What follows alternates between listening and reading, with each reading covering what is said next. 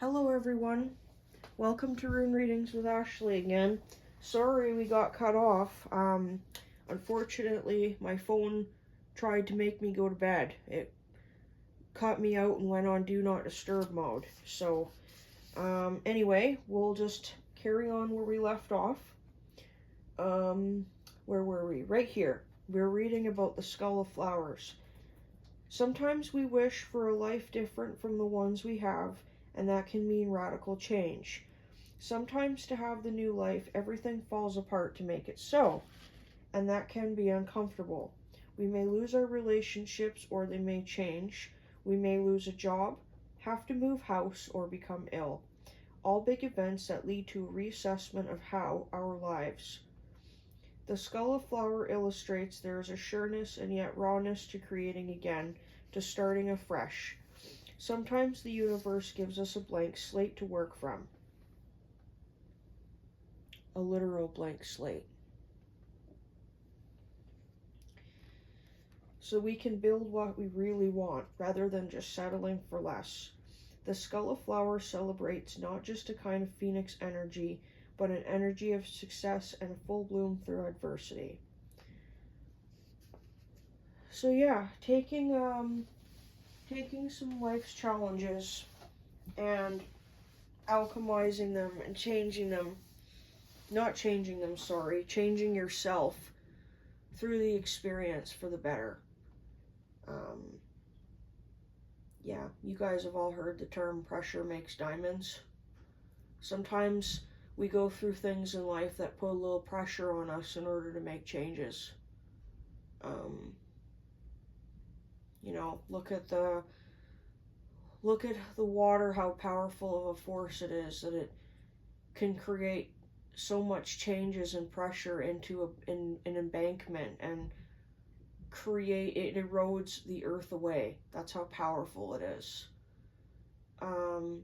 So change is a very powerful force. And sometimes it's inevitable. We have to go through it whether we want it or not. But it does mention in here there is a sureness and rawness to creating again. Like, yeah, it's raw and it hurts, but we get to start all over again.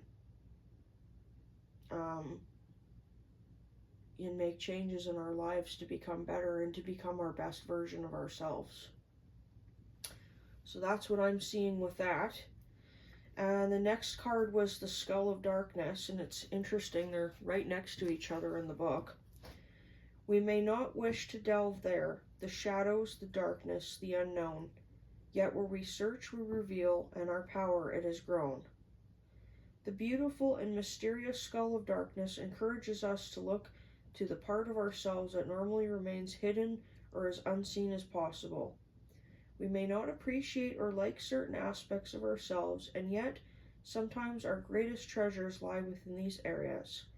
How many times have you heard of famous artists or people, extremely successful in their fields, being bullied for being so different? Hi, Mr. Mel. My cat has come to say hello again. Hi. Yet it is their very differences from others that make them so powerful.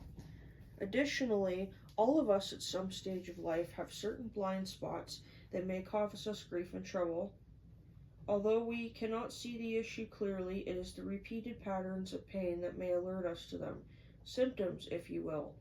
For example, the same things keep happening over and over again. We may be betrayed repeatedly, fail at something repeatedly, not complete tasks continually.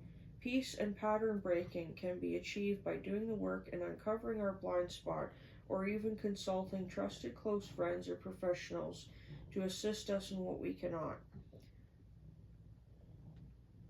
So,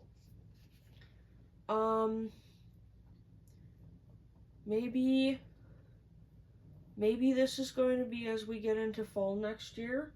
If you're not already, this may be a really good time to seek some professional help with some sort of things. Hey, buddy, you like those pets, don't you? Yeah. Come here, sweetie. Come here, baby. That's a good boy. So yeah, this might be a good time to really, so this is going to tell us that there's going to be changes, and this is probably, I'm thinking this is going to be the dark night of the soul that follows, which is kind of where you're going to have to do some shadow work to get through these changes. This is when, so this is the catalyst that causes the shadows to come out or to be seen, and then this is where you're seeing them and observing them, and you're going to make choices on what to do about what you're seeing. And I mean, having time with a therapist might be a really great idea if you've got some mental things going on, like, you know, you're having some health problems, like emotional problems. I think it's really important to talk to a therapist. If you're having physical problems, talk to a doctor. If you're having spiritual problems, maybe, who would you talk to if you're having spiritual issues? Well, it depends on your belief system, right? If you attend church,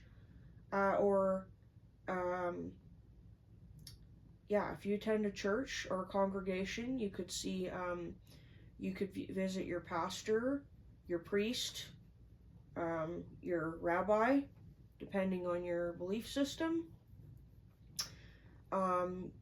You can maybe talk to a trusted friend or colleague that's also aligns with your spiritual path. They're not a professional, or they may be a professional, but they may not be. But if you feel like you want to talk to somebody in a spiritual nature, you could try to do that. And then I really do feel like this time of year is going to be really powerful for improving your relationship with God. And when I'm saying God, I'm not just saying, doesn't have to be the Christian God. It can be whatever you resonate with. And if you're an atheist, good orderly direction, right? But this is I really feel like come fall next year, if you haven't already, you're really going to get into making some time for some spiritual growth as well. So yeah. Alright everyone, well that's all I have to say this evening. I hope you all have a wonderful and blessed Halloween, and we'll see you on the weekend for another rune reading. Okay everyone, I'm going to sign off. Take care and have a good night. Bye.